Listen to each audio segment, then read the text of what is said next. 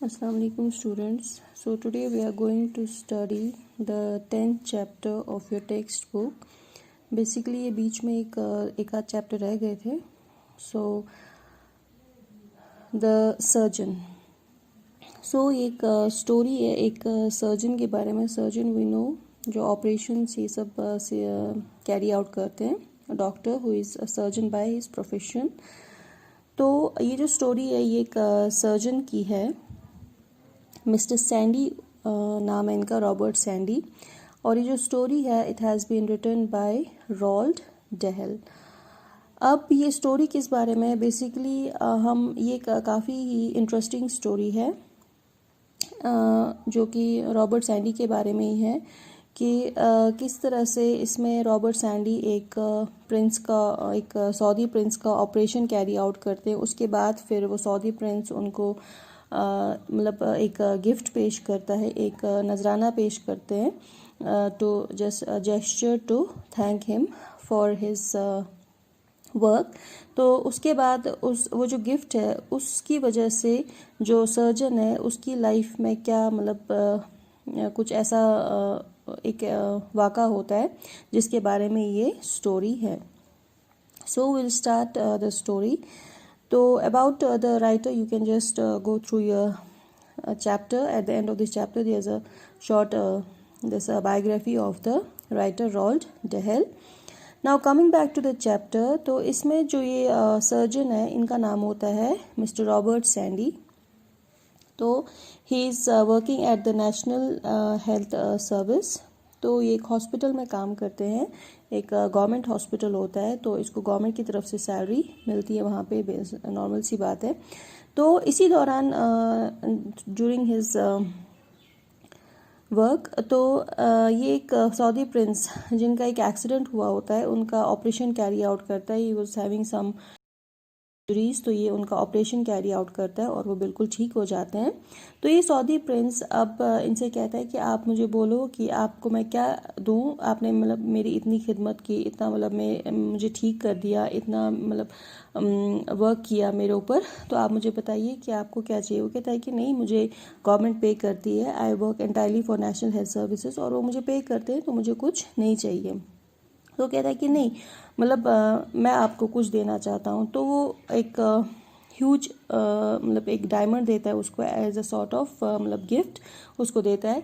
वो red velvet के एक छोटे से एक थैली में होता है. तो वो उसको वो दे देता है. तो जो रॉबर्ट सैंडी है इसने इससे पहले कभी डायमंड देखा नहीं होता है, मतलब इतना क्लोजली कभी नहीं देखा होता है. मतलब टीवीज़ में ऐसे तो देखा होगा लेकिन ऐसे क्लोजली कभी इसने नहीं देखा होता है.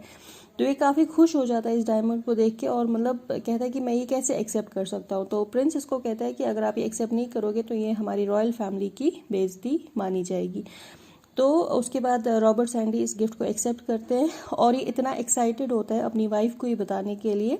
तो सबसे पहले ये अपनी साइकिल लेता है और एक ज्वेलर के पास चला जाता है जो कि हाली स्ट्रीट के पास एक ज्वेलर होता है, उसके पास चला जाता है. वो सोचता है कि मैं देखूं कि ये है कितने का ये डायमंड, मतलब मैं इसका वेट करवाऊं और मैं देखूं ये डायमंड कितने का होगा.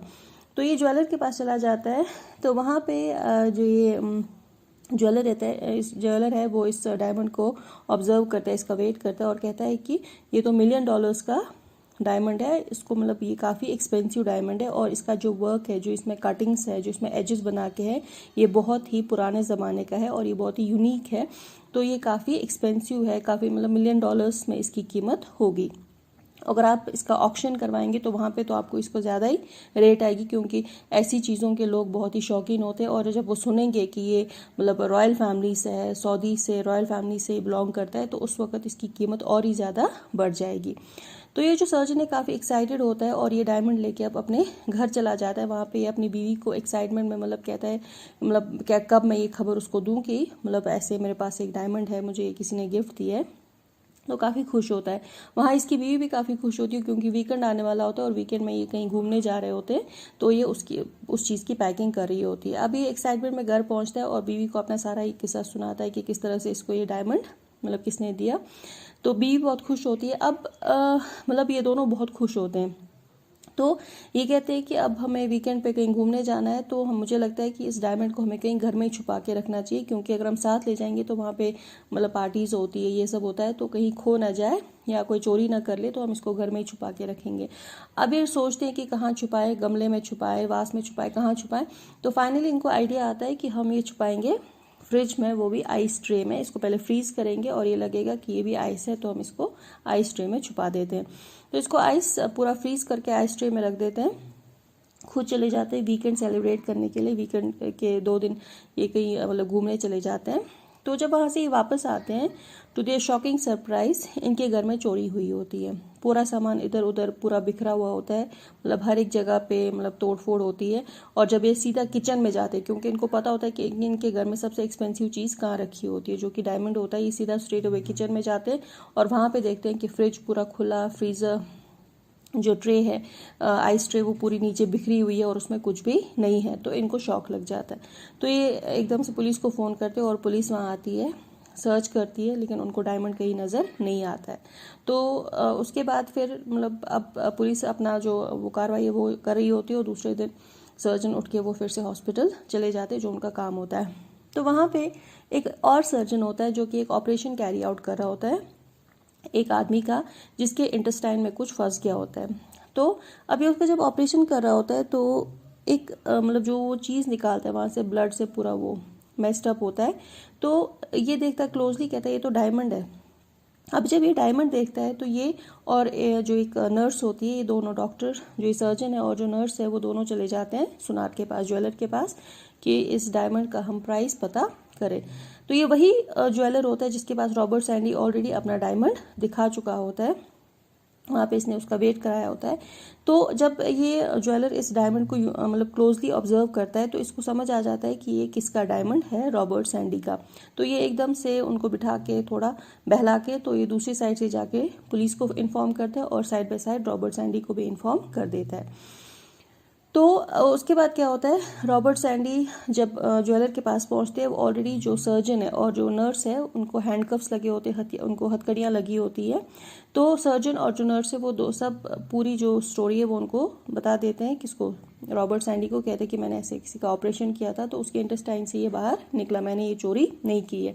तो रॉबर्ट सैंडी उनको जानते हैं, नॉर्मल सी बात है, एक ही हॉस्पिटल में काम कर रहे होते हैं। तो वो पुलिस ऑफिसर को कहते हैं कि नहीं, ऐसा नहीं कर सकते, आप इनको छोड़ दीजिए, आप असली जो मुजरिम है उसको पकड़ लीजिए जिसका हाल ही में ऑपरेशन हुआ है। तो अब बेसिकली हुआ क्या होता है, जब वो चोर वहाँ चोरी करने गए होते हैं, किस तरह से ये उसके इंटेस्टाइन्स में पहुँचता है। तो बेसिकली जब चोर वहाँ चोरी करने गए होते हैं तो जब उनको कुछ भी नहीं मिलता है तो वो गुस्से में आके शायद उन्होंने ड्रिंक किया होता है और आइस ट्रे में से आइस समझ के ये ग्लास में डाल दिया और शायद इसके अंदर ये फंस गया होता है, इंजेस्ट कर लेता है तो ये इंटेस्टाइन्स में जाके फंस जाता है। तो इस तरह से रॉबर्ट सैंडी को अपना डायमंड वापस मिल जाता है।